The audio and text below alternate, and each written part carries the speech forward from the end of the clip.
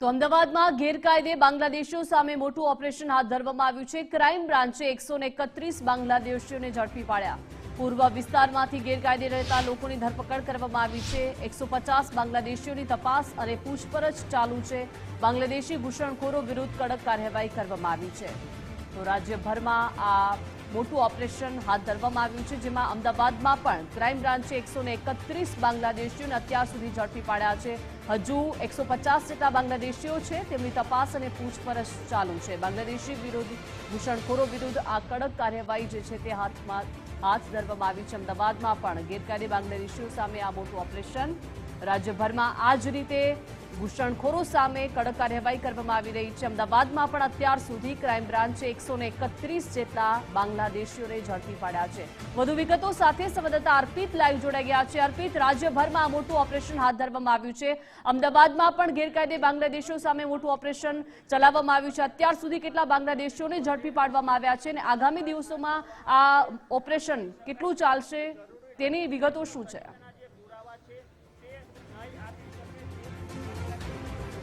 અમદાવાદ શહેર અને crime branch દ્વારા ખાસ તો અમદાવાદ શહેરના અલગ અલગ વિસ્તારમાં તપાસ હાથ ધરવામાં આવી હતી, સર્ચ ઓપરેશન હાથ ધરવામાં આવ્યું હતું, જેમાં અત્યાર સુધી જે આંકડો સામે આવ્યો છે એ પ્રમાણે લગભગ 130 જેટલા ગેરકાયદેસર રીતે અહીંયા અમદાવાદમાં રહેતા હોય એવા બાંગ્લાદેશીઓને પકડી પાડવામાં આવ્યા છે, જ્યારે અન્ય 160 જેટલા બાંગ્લાદેશીઓ છે કે જેમની પાસે કોઈ ભારતીય નાગરિકતાના પુરાવા નથી તેમને પકડવામાં આવ્યા છે અને ક્રાઇમ બ્રાન્ચ ખાતે એમને લાવવામાં આવ્યા છે। એમની પૂછપરછ કરવામાં આવી રહી છે, કેટલા સમયથી તેઓ રહેતા હતા, શું કારણથી તેઓ રહેતા હતા, ક્યાંથી આવ્યા હતા, કેવી રીતે આવ્યા હતા, તમામ બાબતોની પૂછપરછ હાલ કરવામાં આવી રહી છે। આપને યાદ હોય તો ગયા વર્ષે 1 વર્ષ થયું, બરાબર આ સમય હતો 1 વર્ષ પહેલા કે જ્યાં મોટા પ્રમાણમાં સર્જિકલ સ્ટ્રાઇક કરવામાં આવી હતી ગુજરાત પોલીસ દ્વારા। ગેરકાયદેસર રીતે બાંગ્લાદેશીઓ અમદાવાદ અથવા તો ગુજરાતમાં રહેતા હોય એમની સામે કાર્યવાહી કર્યા પછી આજે 1 વર્ષ થયું છે અને 1 વર્ષ થયા પછી ફરી એકવાર આ મોટી કાર્યવાહી હાથ ધરવામાં આવી છે। તમે જોઈ રહ્યા છો આ ક્રાઇમ બ્રાન્ચ છે, જ્યાં લગભગ 130 જેટલા ગેરકાયદેસર રીતે અમદાવાદમાં રહેતા બાંગ્લાદેશી નાગરિકો છે કે જેમની પાસે ભારતીય હોવાના કોઈ પુરાવા નથી, કોઈ આધાર નથી,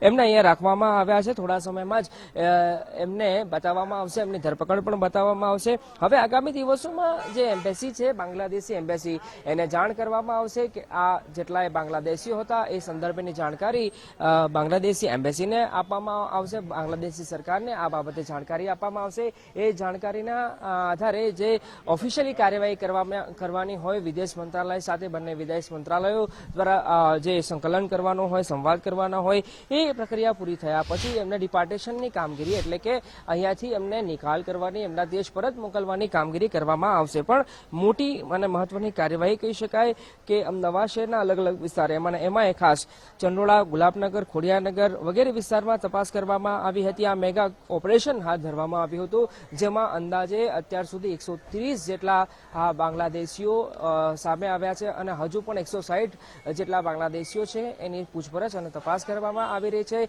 સંતોષકારક જવાબ ન મળે તો એમની સામે અટકાયતી પગલાં લઈ અને આગામી દિવસોમાં ઓફિશિયલી એમને પકડી એમના વતનમાં એટલે કે બાંગ્લાદેશમાં પરત મોકલવા માટેની ડિપાર્ટેશનની પ્રક્રિયા છે એ કરવામાં આવશે।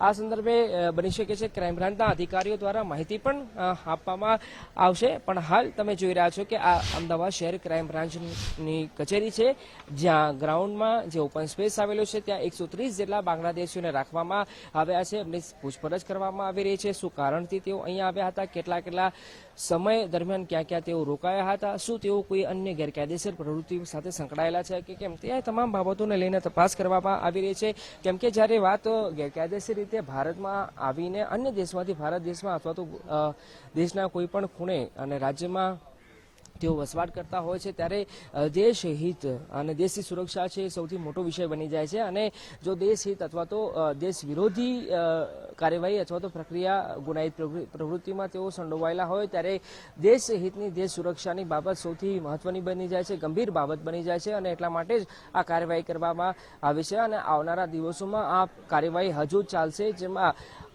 અન્ય કેટલાક લોકો એટલે કે જે ગેરકાયદેસર રીતે અમદાવાદમાં રહેતા હોય બાંગ્લાદેશીઓ તેમની સામે કાર્યવાહી કરવામાં આવશે, એમની અટક કરવામાં આવશે, એમની પૂછપરછ કરવામાં આવશે અને જો સંતોષકારક કોઈ આધાર પુરાવા ન મળે તો એમને પરત તેમના દેશમાં મોકલવાની પ્રક્રિયા પણ હાથ ધરવામાં આવશે। ગયા વર્ષની વાત કરું તો અંદાજે અમદાવાદમાંથી જ લગભગ 500 થી વધારે જેટલા ગેરકાયદેસર રીતે અમદાવાદમાં રહેતા હોય એવા બાંગ્લાદેશીઓને પકડવામાં આવ્યા હતા અને એમને દેશ નિકાલ કરવામાં આવ્યો હતો, એટલે કે એમના દેશમાં પરત મોકલવામાં આવ્યા હતા. એ પછી તમને યાદ હોય તો ચંડોળા વિસ્તારમાં મેગા ડિમોલેશનની કામગીરી કરવામાં આવી હતી અને જે ગેરકાયદેસર રીતે લોકો રહેતા હોય તળાવની આસપાસ એ લોકો ના જે વસવાટ છે એ ખાલી કરવામાં આવ્યા હતા અને પછી ડિમોલેશનની આખી મેગા પ્રોસેસ કરવામાં આવી હતી અને એ પછી ચંડોળા તળાવની આસપાસ જે લોકો ગેરકાયદેસર રીતે વિના મંજૂરીએ રહેતા હોય, અધિકૃત પરવાના વગર રહેતા હોય, એમને ત્યાંથી ખસેડવામાં આવ્યા હતા. એ પછી લગભગ એ વિસ્તારમાંથી મોટાભાગના બાંગ્લાદેશીઓ જોવા મળ્યા ન હતા, પણ કેમ કે હવે 1 વર્ષ થઈ ગયું છે, ચંડોળામાં જેટલા લોકો રહેતા હતા એ પોલીસની કાર્યવાહી થવાના કારણે અન્ય જગ્યાઓ પર જતા રહ્યા હતા, એટલે હવે 1 વર્ષ પૂરું થયા પછી જે લોકો બાકી રહી ગયા હતા તેમની સામે હાલ કાર્યવાહી કરવામાં આવી રહી છે. અને અમદાવાદની વાત કરીએ તો હાલ જે લેટેસ્ટ આંકડો સામે આવ્યો છે 130 જેટલા ગેરકાયદેસર રીતે અમદાવાદમાં રહેતા બાંગ્લાદેશીઓની હકીકત સામે આવી છે. અન્ય 160 જેટલા લોકો એમની પૂછપરછ કરવામાં આવી રહી છે શંકાના આધારે, અને રાજ્યમાં અલગ હિસ્સામાં કંઈક આ જ પ્રકારની કાર્યવાહી કરવામાં આવી રહી છે અને એમાંય મોટી સંખ્યામાં ગેરકાયદેસર રીતે